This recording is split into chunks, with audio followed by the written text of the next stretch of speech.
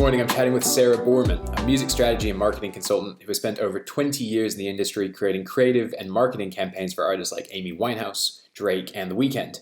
Of note for us here, she's currently working on developing music strategies for U13 audiences. Sarah, how are you? Hi, hello Sam, nice to see you. I'm good, thank you. How are you? Yeah, very good. I was hoping to kick things off here just by hearing a bit more about you and your experience really with the broader music industry, but specifically, I guess, the kids' music space. Yeah, sure. So I've been lucky enough to work in the music industry for 23 years, a fairly colourful journey along the way. And started out actually, before I even started my first record company job, as working at Cartoon Network, so very much working with young audiences, obviously. And that role developed into an opportunity at Universal Music. I had come up with an idea to fuse the Sugar Babes, which were an act signed to Island Records, with the Powerpuff Girls to create a musical episode. And from there, I got a job at Universal looking after lots of pop projects, developing strategies and ways of communicating with younger audiences about pop music in a fun but safe way. I'm now a music marketing consultant advising Universal Music at the moment about how to speak to young audiences before they're on social networks about great music. One thing that we've been asking everyone to come up with is their kind of 3 golden rules for creating great musical experiences for kids. Now, we've asked you to have a think about that. What have you managed to come up with? My rule is always like there are no rules. Like music is an art form, it's an important cultural art form, and as soon as you start putting rules around it, you can clip the wings of what you can create and where it can take you. But you asked me to think about rules, so I thought really hard, and I've come up with what I think are 3 good frameworks.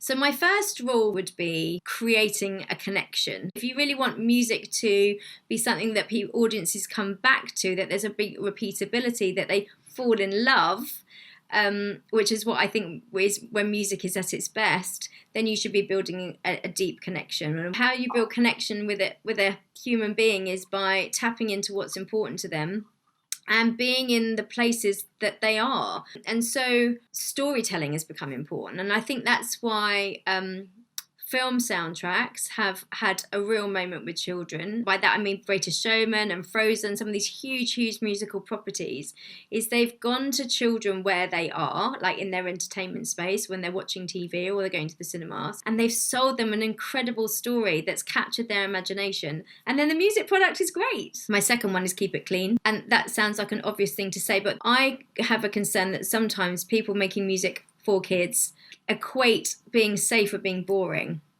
And that's not. I mean, being safe just means not being harmful. You know, I find themes of misogyny or coercion to be actually more damaging sometimes than even like naughty words. It shouldn't clip the wings of creativity. You know, I get very frustrated when artists don't want to put a clean version up on streaming services because they can't find a way to make a clean version sound good. There's always a way. But we have to balance that with not being boring. Like, music should be edgy. It should be exciting. It should push the boundaries.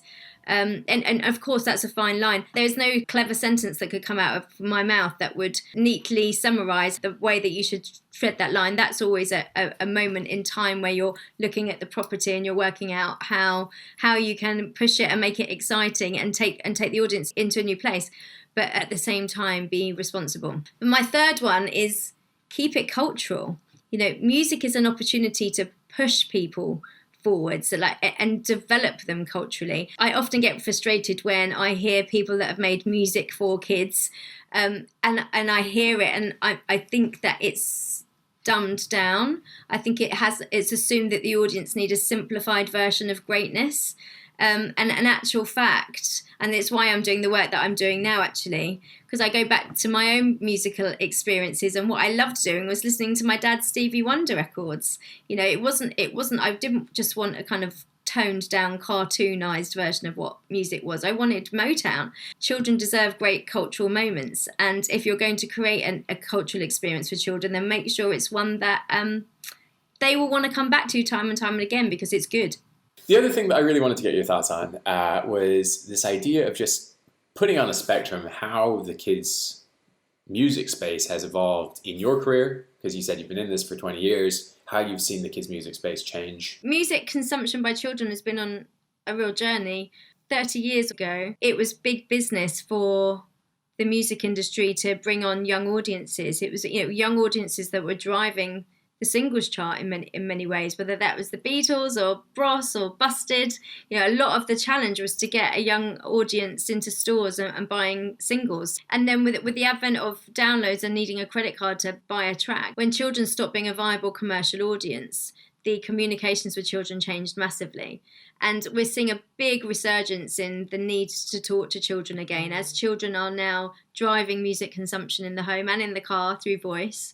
They're an important audience again. And then our last question for you then, for the TV producers and the kind of content producers of the CMC who perhaps don't know much about music or who are working in different spaces, what do you think they can learn from a conversation or a focus on music in the kids space right now? I think the big takeaway is that music has shown time and time again to form deep emotional connections with people, and children especially. Like if you can pull someone in with a fantastic song, more often than not, they'll want to hear it again.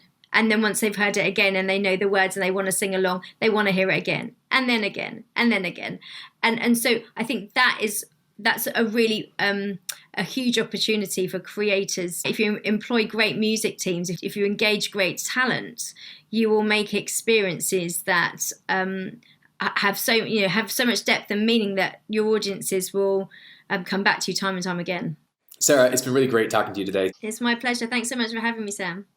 So I'm now speaking with Maggie McGuire and Amy Kraft from Pinna, an ad-free audio on-demand streaming service for kids.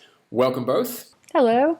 Before we kick off with anything, I just hope to hear a bit more about you and your work, I guess, in the kids music space. I'm Maggie McGuire, the CEO of Pinna. Pinna is the first and only audio streaming service for kids that brings podcasts, audiobooks, and music together into one COPPA-compliant safe space where kids can listen and discover on their own. I've been in children's media for over 20 years, and I've worked on a bunch of different things. I really came up through gaming and interactive, so worked on music, working with composers as we think about for game music. And since then, too, I've worked in, you name it, like publishing and apps and obviously audio now. Do you mind talking me through some of the golden rules that you all have come up with? Sure. My first rule, and I'll say this with the context of at Pinna, we have audio for kids from ages 3 to 12, and that's a huge range. So we think a lot about relevancy. So golden rule number 1 is be relevant. What's really going to appeal to kids at different ages? I think a really good example of that is we made an original album last year called Real Me with a wonderful, talented musician named Erica Rabner. And what she really tapped into just lyrically was thinking about this huge transition time for teens and then putting that into her music in a great pop style that also appealed to them. So again, we were thinking really how are we being relevant to the audience we're creating for? How are we connecting the listener, our target listener, to relevant themes based on their age and their stage of child development? Golden rule number 2 is using sound for meaning. It's something we think about at Pinna a lot with all of the things that we do, podcasts and audiobooks and music. We have sort of put together both research and consumption data to understand that there are different times of day and different moods and moments that kids engage with audio, and we can design specifically for those. What are we designing for to be listened to at the breakfast table when kids have a limited amount of time and are energized and getting ready to head out the door for school? Or what moment might we design for that has kids co-listening with a parent? And how does music and storytelling work together in each of those times of day and for each of those moods? So we always say, we like to design from breakfast to bedtime and everything in between, and really give kid listeners choices that match their needs. And then this gets a little bit back to the relevancy, but I think our third golden rule at Pinna is to stop ignoring tweens as an audience. I definitely think there's a white space in tween music. Turn on any song in the radio and then sit there and analyze the lyrics with an 11-year-old, and it's like, how much of that do you want to get into? We have to figure out, sort of how to deliver the high octane, high production values of highly produced professional artists, but with themes that are appropriate for kids 9, 10, 11, 12, right? In terms of like, I'm going to sing along to this song and have it filled like so much of like, oh, I just absolutely relate to what I'm hearing.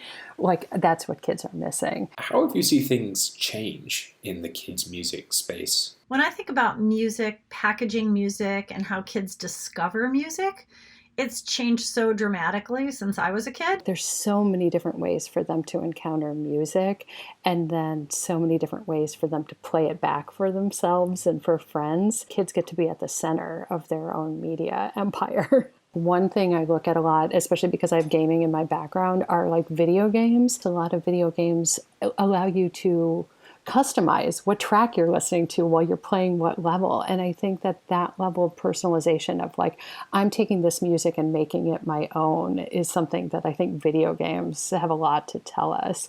I've also been thinking a lot about streaming services, and how there's a little bit of flattening of time. Everything from every era of music looks the same and is presented in the same streaming services. So if you're like streaming like a Spotify or something, you could have music from the 1970s compared like sitting right next to something from last week, and kids don't have the context for any of that. So they're like, I think there's a real openness to like being able to hear all of it. I think like kids just don't have the same, I only want music from my era sensibility. Looking forward then, how do you see things changing? Kids are discovering music on social media sites. They're sharing or engaging in music on non-music specific platforms like YouTube and TikTok. They're sharing their own music easily now. Like, I don't ever recall an opportunity in my youth where I and my friends could sit around and record a piece of music and instantly upload it somewhere where all my peers could have access to it within minutes. But now a lot of young kids and young musicians are able to upload to Spotify and SoundCloud and YouTube and instantly make their music accessible. So kids music and UGC music and professionally produced music is all sort of coming together in the same ecosystem, which I find fantastic.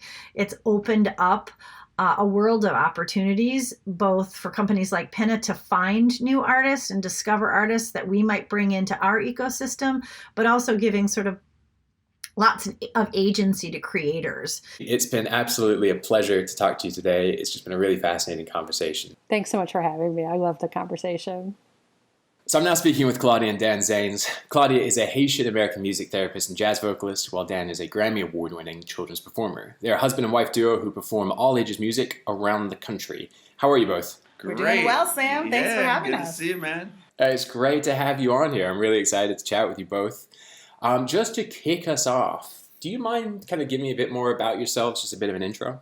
Sure. My name is Claudia Zanes, and as you mentioned, I am a board-certified music therapist, jazz vocalist, all-ages family musician, soap maker, and I'm really happy to be here. And my name's Dan Zanes. I wasted my youth playing rock and roll in a group called the Del Fuegos out of Boston, Massachusetts, and for the last 20-something years, I've been making this all-ages family music. What kind of rules are you thinking about right now? Man, we had about 12 golden rules, but we narrowed it down to 3. The first one, I think, is to try and make music that's in service to the greater good. We are the vessels. The music is a gift, I believe, from God. And so I believe it's not our job to just sit on it and think, this is what I do. But how do I serve others with this gift that I've been given? We've all been given a number of gifts. But how do we use them to make the world around us a better place? We'll mention it again and again in our conversation, Sam. But this whole thing about how we are with each other, how is just so important, and music can help support that. So for the second rule, we think about considering accessibility. So how are we making music accessible to neurodivergent populations? For everybody. So Dan and I, many of our performances, since we've been together, we've been doing sensory-friendly performances. And the way we look at that is it's really about opening the door wider to include as many people as possible. It's sort of like looking at a wheelchair ramp when you go to a venue and you see a wheelchair ramp, and you could look at that and say, why is this here? But when you think about, wow, how many more people have access to this building? It doesn't take away from, fully able-bodied people who are able to take the stairs, but what it does is it welcomes more people. And when you welcome more perspectives, people from different backgrounds, it's more representative of the world that you live in. And we just feel that everything is better because we see each other and we hear each other and we're in this experience together. The third rule would be do the head count. And by that we mean who's involved in the project. For me, the best music that I've ever made has been when a variety of perspectives and backgrounds have been essential to the creation of the music. So if it's a group of people, it's got to be a multiracial group of men and women. That's as a starting point. If you don't make it a goal, it's not going to happen. What do you think that others in the kids' media space can take away from these rules? I mean, they strike me as being quite broadly applicable to just the medium as a whole. Just the strongest content comes from a range of voices and perspectives participating in the creation and the creation, distribution, conception, on every level. It's like people always talk about what does the writer's room look like? And if it's all white dudes in the writer's room, that, people are really finding out that you end up producing stuff that's full of holes. And who's in your community? Who's in your network? Who are you reaching out to? So I think it is about relationship as well and building those relationships. Mm-hmm. Kind of looking forward, how do you think the kids' music space is going to evolve and change over the next few years? I think that more people are going to call on artists from outside the children's media community and bring them in. Claudia and I just made a record here in Baltimore for Smithsonian Folkways. It's really our first record, and we're so excited. It's coming out in the fall. It's called Let Love Be Your Guide, and we used a range of artists here in Baltimore, including some really great hip hop artists that had never done family stuff before.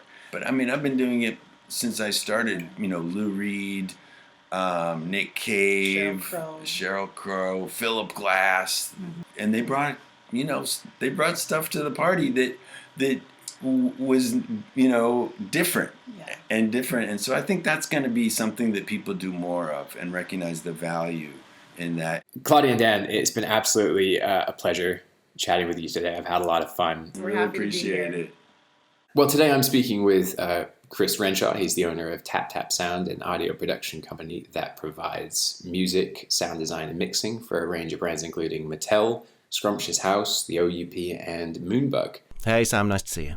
I was hoping, Chris, if you could just start by maybe telling us a bit about yourself. For the past 6 years, I've mostly been writing music for Thomas and Friends, for Mattel. I've also, in previous works, written for Justin Fletcher, who's Scrumptious House, various kids' educational things for OUP, bits and bobs for Moonbug, and a whole host of corporates, underscores to car videos and things like that. Well, one thing we've asked everyone to do here today, and kind of the main reason that we're speaking, is try and figure out what are the golden rules for creating just a great kids' music experience. So we've asked you to have a think about some of those rules. What have you come up with? I prefer the idea of a rule of thumb because certainly in music creation, we often say that rules are there to be broken, and that obviously fuels creativity. But there are some things that I think I can get behind as rules. First of all, it's to get away from the trappings of a studio. Strangely, it's the worst place in the world to create original ideas.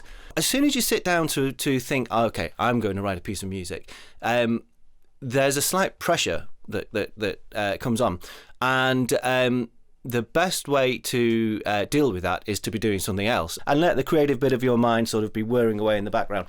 Have a shower, go for a walk. The more that you can take pressure off the moment of creation, the sort of better that piece of work that you create can be. The second one is I've called it find the character. Both as a composer and as a performer, one of the keys to writing good music is to be able to lose your own ego and find the ego of the voice that's singing the song, if it is a song. It's a license to play, really, writing music. It's a hugely childlike process to go through. Children play and play act and do so completely unashamedly. And as a creator, you've got to just be happy to do the same. And the third one is don't worry, it's only music, and have fun. I've got huge reverence for music, and it's a huge part of my life. But at the same time, I think that children's music in particular mirrors pop music in that it's mostly something that's consumable, and kids will go crazy about something one day and then they will play with it and then they'll put it down and move on the next. Accepting the sort of consumable, temporary nature of the work that you're doing is really liberating. It helps you to go out and enjoy what you do and have fun. The more you can just enjoy it, the better your work will be. In your time working in this industry, how do you think you've seen the kids' kind of music space change? We've sort of entered a new age of creation where everything is at everyone's fingertips. I could, produce pretty much anything you might care to imagine, to be honest. For example, Thomas, they quite often like to throw in a steel drum band, but it's the easiest thing for me to pull up a steel drum band and a few minutes later there's 10 steel drums playing in the mix. The fact that they're there at my fingertips was possible 10 years ago to a much lesser extent. If you go back even further than that, 20 years ago it was much less possible, and there was a much greater reliance upon having the instrument or the specific musician in front of you. How do you think these changes that you've seen in the past, how do you think they will impact kids' music going forward? With kids' shows, I think that technology is the technology of creation is the biggest driver. I think that for artists, there are a whole host of opportunities that are presented through technology, virtual live performances that mean that suddenly the whole world's a potential market for a live performance. And so there of course, are huge opportunities in that. For someone like myself who is a sort of more of a technician working behind the scenes. I don't know how old most of your audience are, but many of them will remember, waiting for a digibeater to come through on an overnight delivery. But those days are over. If there's a recut of an episode or a movie, I can have it within 10 minutes, pretty much regardless of size, and I can edit my music and it can go back, again, within a few minutes if need be. And that does happen quite often. There are still some efficiencies to be found in production, so that will help. There's still a long way to go in making that experience complete, so that I can just concentrate on the music and not concentrate on the tech. Chris, I won't take up any more of your time. This has been absolutely fascinating. Thanks so much for sharing your thoughts with me. Well, thanks for having me. I thought it would be worthwhile right at the end to bring in Nick Fisher from Hook, just to share some of his deep experience with with kids and media. Hi, Nick. Hi, how you doing? So my question for you, Nick, is pretty straightforward, but having watched all the videos, having listened to all the interviews, for those brands who may not be operating in the music space right now, what do you think they can take away from this session? There are 4 things that brands outside the music space, I think, need to bear in mind and can learn from our 4 speakers. The first one I thought was really interesting when Amy from Pinner said about the flattening of time. Basically, chronology is less important to kids than it was in the past. New is no longer new. New is new to me. And that means that your young audiences are increasingly sophisticated, and it means that one could potentially produce more interesting end products. My second point is about being in the spaces that matter. Kids are platform agnostic increasingly. They go to a lot of places to get their media, and that means that they expect you to be there as well. And if you're not there, you're not in the eye line. It's like Marshmallow and Travis Scott on Fortnite. It's Lil Nas on Roblox. It's H&M and Animal Crossing. People and brands are getting into these different spaces to get noticed, and they are getting noticed. My third point would be that kids want to see the world they experience and they live in reflected in the media they consume. And that world that they experience is increasingly diverse, increasingly conscious of issues, and increasingly willing to challenge the status quo. My final point would be to have a childlike sensibility when creating media content. Chris talked about having a kind of childlike process in terms of creating stuff. Of course, we all know there's rules, but rules are there to be broken, especially when it comes to new audiences that are using new platforms, experiencing more content, and have big expectations about what they are willing to pour their time into. The more you can experiment, the more you can take a childlike sense of curiosity to what you're producing and putting out there, surely the better it's going to be. Nick, I know it's been very brief, and I imagine if people have any questions following this video, I'm sure they can always get in touch. But thanks so much for taking the time sharing your thoughts. No, thank you.